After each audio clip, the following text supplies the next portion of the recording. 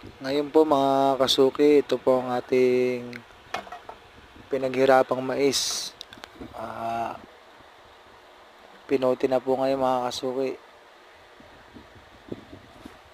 Pambenta po yan ngayon mga kasuki, ang pinote pong mais na yan. Yan po yung tanim natin mga kasuki.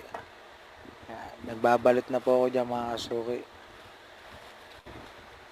Sobrang init po ng panahon pero kailangan po natin magsipag. Kita nyo na mga kasuki oh. Pawis-pawisan na po si kasuki. Bali kinikilo na po yan mga kasuki. Wala po tayong makatulong dahil mga busy po mga katulong natin sa bahay.